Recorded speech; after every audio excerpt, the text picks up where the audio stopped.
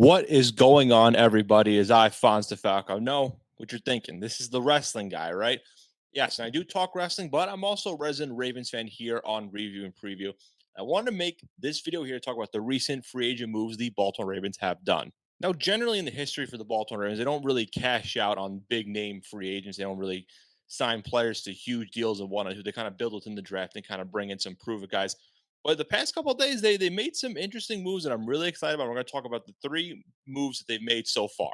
First up here, the big one to build up their secondary, they signed Marcus Williams, formerly with the New Orleans Saints, to a 5-year, $70 million contract. Now, if you remember Marcus Williams, he's probably famously known for letting up that big touchdown against Stephon Diggs for the Minneapolis Miracle or the Minnesota Miracle, whatever you call it. But I think it's a really good signing. I'm a huge fan of Williams. I think it definitely helps out our secondary. Now, the corners and safeties wasn't a huge need for us. I know we have Marlon Humphrey, Marcus Peters, we have Chuck Clark and Deshaun Elliott, and then the back safety tandem too. But we needed to kind of boost it up a little bit.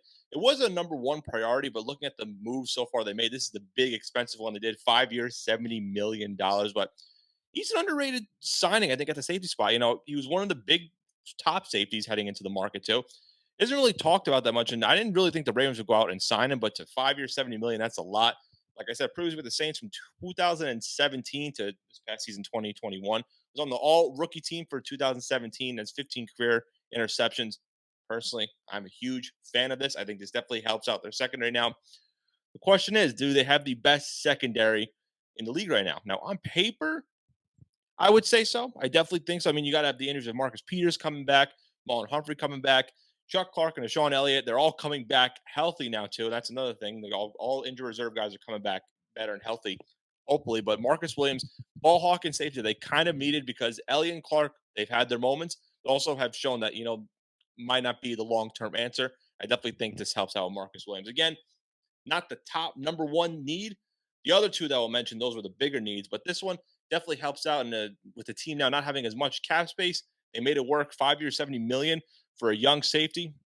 I'm a big fan of it, so why not? Now, the second move they did, a little bit of a lower name guy, Morgan Moses, formerly a left or right tackle for the New York Jets this past season. Played also with the then Washington football team, now Washington Commanders.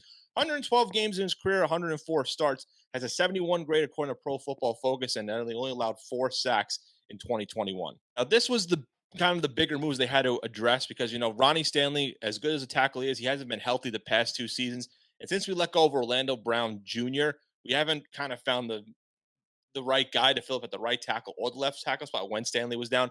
Alejandro Villanueva, who just retired this like a week or two ago, wasn't the answer for him. And I think this definitely helps. 3 years, 15 million, lower end deal. Not a big free agent name that no one really talks about.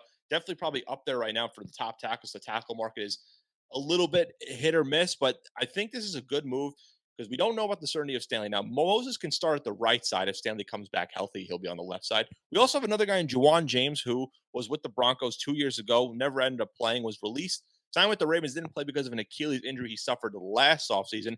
Set to come back this year. Now, we don't know with two big question marks and then Stanley with his ankle injury and James with his Achilles. It's nice to have a little bit of insurance with Morgan Moses. He could definitely fill in as a starter on either side when one of the other two previously mentioned don't come back right away to be healthy.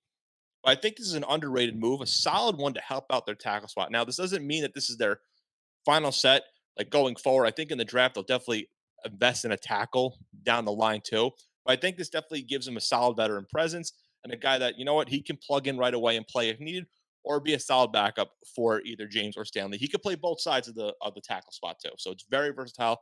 Big fan of this. Now, the last one I want to talk about, ZaDarius Smith. Cue P. Diddy's song, I'm Coming Home.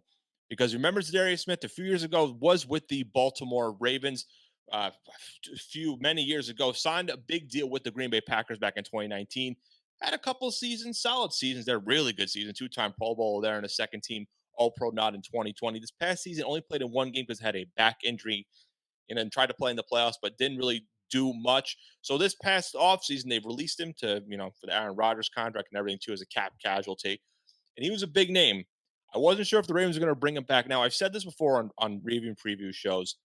The Ravens have a history of letting their middle linebackers or pass rushers go after their rookie contract. And we've seen it many times before.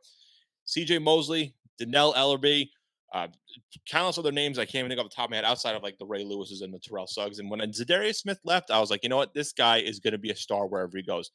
And he proved it with the Packers. 13 sacks his first season there, 12 and a half the following season, or I believe it's yeah, 13 and a half first season, 12 and a half the next, 44 and a half career sacks.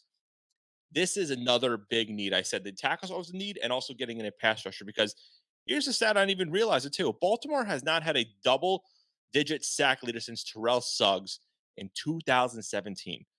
That was the problem with them. They couldn't get after the quarterback. Odafe Owe, their last year's rookie selection, was very good and has a very bright future with the team. But you can only do so much with one pass rusher. And ZaDarius Smith coming back on a 4-year, $35 million deal right now could be at a max value of $50 million down the line. We'll see what happens. But guy coming off an injury, he's healthy now. We'll see. But I think this is definitely good. I mean, he took a cheap deal to come back to Baltimore where all the fans loved him. I was still a fan of him when he left. I loved him on the Green Bay Packers. I didn't really expect him to come back to the Ravens.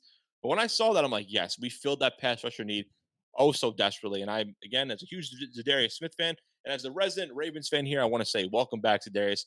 We missed you oh so very much. Probably won't take the 55 because it's Terrell Suggs. We can't really give it to anybody right now. But that 90 you used to wear with the team, it is all yours. I'll allow it. Why not? Because I'd run the Ravens. Maybe. Who knows? But overall, I'll say this. The Ravens' three moves of Marcus Williams, Morgan Moses, and ZaDarius Smith. Three very good signings. Again, Moses, the underrated one, which I think will definitely help us out in the plug-in spot for any spot in the offensive line because they struggled a little bit here. ZaDarius Smith definitely helps with the pass rushing scenario. And he's on a proven now after his injury riddled 2021 campaign. I'm looking forward to this one. And Marcus Williams definitely boosts up our secondary. I love all three of these moves. Definitely fills out our top three needs. I think the top three was pass rusher, offensive tackle, and secondary help. And they definitely fill out all three of those needs right now. Still need some help on the draft here and there. And like I said, 20 plus guys were on injured reserve last year, and they're all coming back. So I'm excited for the Ravens. We'll see what they do down the line. Let me know down below what you think the Ravens should keep doing as far as the draft. Maybe some lower level free agents, see what they got to do. And let me know what you think of these three signings of Williams, Moses, and Smith. I like all of them, but I want to hear you guys and let me know down below. If you like everything we're Review and Preview, doing a lot of free agency talk and a lot of other shows too. You can check out our live show lineup. It's a playlist on the front page if you missed it. We got Four Corners Pro Wrestling Talk, Review and Preview, the All Sports Show, the 3 and D with Paul Lombardi, Tricks and Picks, all great stuff. You don't want to miss all of our content. And outside of our live show, we have a bunch of other stuff like this video you're seeing right now, the NFL content video. There's some MLB stuff because baseball season's coming back. We got a lot of good stuff here on Review and Preview Sports. So definitely check us out. Hit the subscribe button, like the video, hit the bell, tell some friends. Why not? Thank you guys so much for checking out this video. Go Ravens. See what they do. And I'll catch you guys on Monday if you want to watch Four Corners of Pro Wrestling, or you can catch anybody else's videos too here on the channel. Peace out.